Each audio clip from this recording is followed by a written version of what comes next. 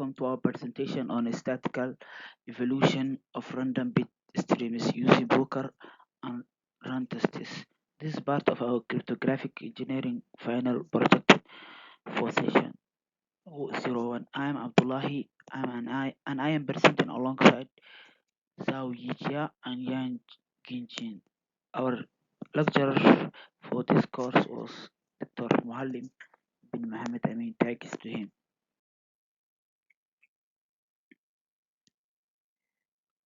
In cryptography, randomness is not just useful, it is critical.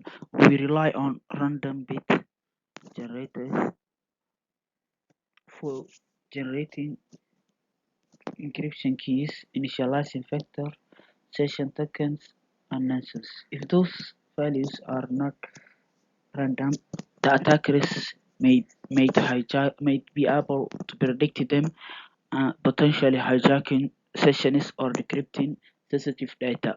That's why testing of randomness bit streams is so important. Our goal in this project was to evaluate the randomness of bit streams generated by pseudo random number generator or PRNG.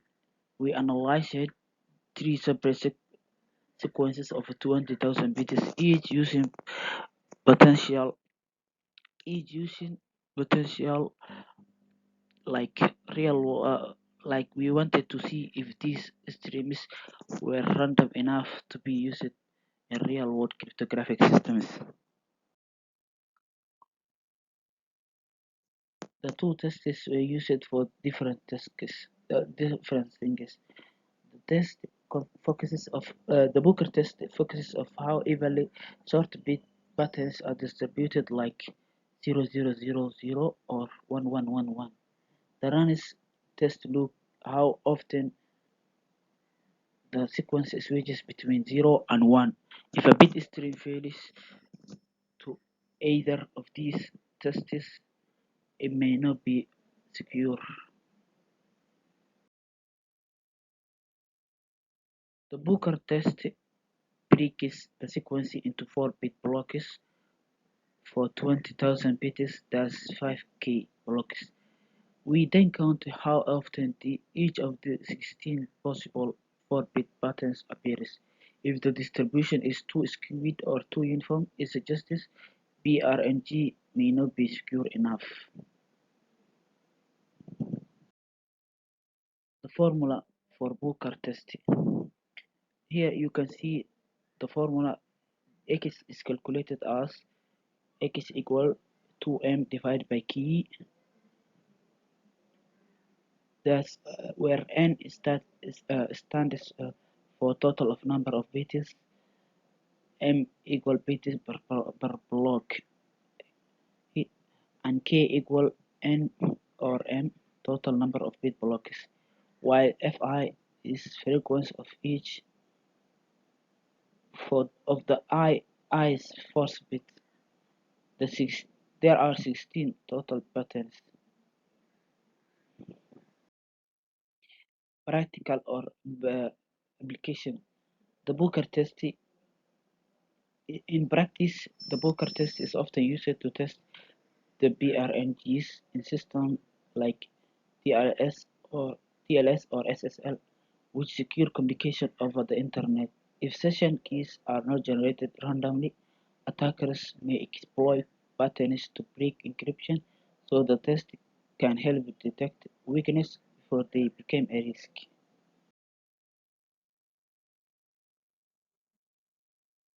The RAN test concept. The RAN test looks at how often bits change from 0 to 1 or from 1 to 0. A long sequence of zeros or ones may indicate lack of randomness. On the other hand, if the bits alternate too often, that's also suspicious. Real random sequences tend to fall somewhere in between. The run test formula. Here is the run test formula. You can see how the we have expected number of runs where it is 2 divided by 2 times n times n0 times n1 is all divided by n plus 1, where n is total of number of bits, n0 is the number of zeros, n1 is the number of ones, and the r is observed number of runs. You can you can see how also you can get the standard deviation and also the z z square z score. The finish line, the bottom line, the Boker in the summary, both the Boker and run tests are essential tools for validating randomness.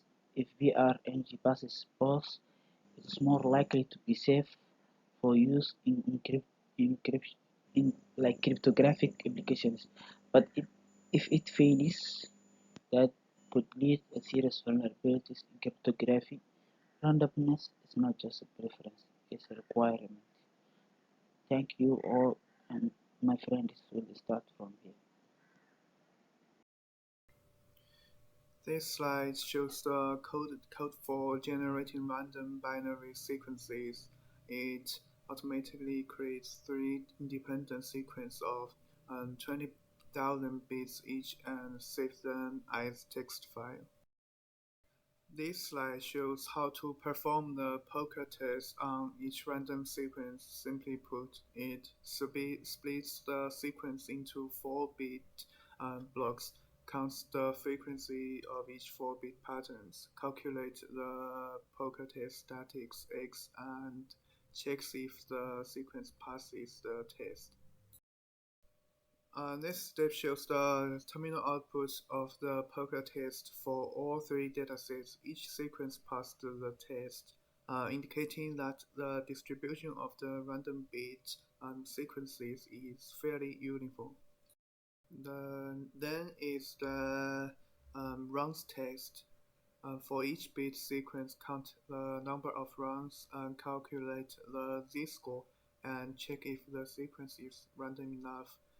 If absolutely z is less than 1.9596, it passes the test. We can see the timing output of the runs test. All three sequences have this score within the required range. So they all passed the test, indicating good randomness.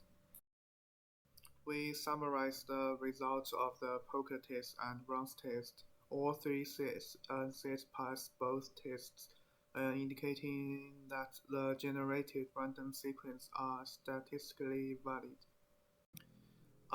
We use the poker test and runs test to check if our random sequences meet statistical randomness. As long as the results are within the right range, our sequences can be considered reliable. The hardest part was making sure our calculations were correct, not just the coding. Working as a team helped us better understand randomness testing in cryptography. Thank you, Doctor.